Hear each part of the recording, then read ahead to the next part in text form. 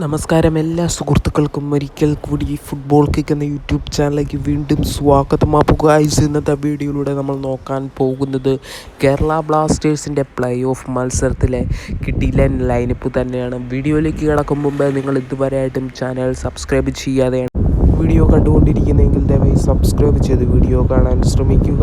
അപ്പോൾ ഗൈസ്, ഇന്നലെ കേരള ബ്ലാസ്റ്റേഴ്സിൻ്റെ ലീഗ് മത്സരത്തിൽ അവസാന മത്സരമായിരുന്നു നടന്നത്. ഹൈദരാബാദ് എഫ്സിക്കെതിരെയായിരുന്നു കേരള ബ്ലാസ്റ്റേഴ്സ് ഇന്നലെ കളിച്ചത്. ആ മത്സരത്തിൽ ബ്ലാസ്റ്റേഴ്സിന് തുടർ തോൽവികൾക്ക് ശേഷം ഒരു വിജയം കരസ്ഥമാക്കാൻ സാധിച്ചിരിക്കുകയാണ്. 3 ഗോളുകൾക്കാണ് ബ്ലാസ്റ്റേഴ്സ് വിജയം കരസ്ഥമാക്കിയിരിക്കുന്നത്.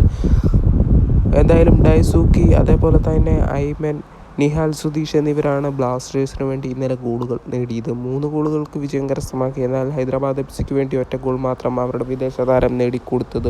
പിന്നെ 3-1 എന്ന നിലയിൽ ബ്ലാസ്റ്റേഴ്സ് വിജയിക്കുക തന്നെയായിരുന്നു.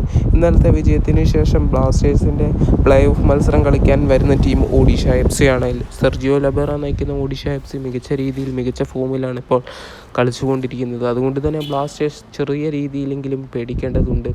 എന്തായാലും നമുക്കറിയാം, സെർജിയോ ലബേറ വേഴ്സസ് ഇവാൻ വുക്കോമനിച്ച് മത്സരം പല മത്സരത്തിലും വാശിയേറിയ മത്സരം നമ്മൾ കണ്ടിട്ടുണ്ടായിരുന്നു.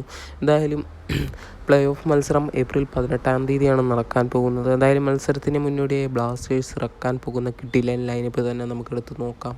ഗോൾ കീപ്പർ സ്ഥാനത്ത് കരഞ്ജിത്തിനെ തന്നെ നമുക്ക് കാണാൻ സാധിക്കുന്നതാണ്. അതേപോലെ തന്നെ മിലോസിനെയും മാർക്കോ ലോസ്കോവിച്ചിനെയും നമുക്ക് കാണാം. അതേപോലെ തന്നെ ഹോർമി പറയുവിനെയും അടുത്ത മത്സരത്തിൽ ഫസ്റ്റ് 11-ൽ കാണാൻ സാധിക്കുമെന്നാണ് നമുക്കറിയാൻ സാധിച്ചിരിക്കുന്നത്. അതേപോലെ തന്നെ ജിക്സൺ സിങ്ങിനെയും കാണാൻ സാധിക്കും. അതുപോലെ തന്നെ നമുക്ക് അടുത്തതായിട്ട് കാണാൻ സാധിക്കുന്നത് ഫ്രെഡി എന്ന് പറയുന്ന താരത്തിന് പകരം മിക്കവാറും ഡാനിഷ് ഫറൂഖ് ഇറങ്ങി കളിക്കാൻ സാധ്യതയുണ്ട്. അതേപോലെ തന്നെ വിപിൻ ഐമനെയും നമുക്ക് കാണാൻ സാധിക്കും.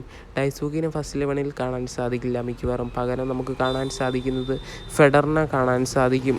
അതേപോലെ തന്നെ മിഡ്ഫീൽഡർ സ്ഥാനത്ത് അഡ്രിയൻ ലൂണനെ നമുക്ക് കാണാൻ സാധിക്കും. പ്ലേ ഓഫ് മത്സരം കളിക്കാൻ ലൂണ കാണുമെന്ന് നമുക്ക് ഏകദേശം ഉറപ്പായിട്ടുണ്ട്. സ്ട്രൈക്കർ സ്ഥാനത്ത് നമുക്ക് ഇഷാൻ പണ്ഡിതനെയും കാണാൻ സാധിക്കും. കാരണം ഡിമിട്രിയോസ് ഡാമൻഡോക്കോസിന് പരിക്കും മൂലം കളിക്കാൻ സാധ്യത കാണില്ല. പ്ലേ ഓഫ് മത്സരത്തിൽ ബ്ലാസ്റ്റേഴ്സ് എത്ര ഗോളിന് വിജയിക്കുമെന്ന് കമൻറ്റ് ബോക്സിൽ അറിയിക്കാൻ മറക്കരുത്. Thank you guys.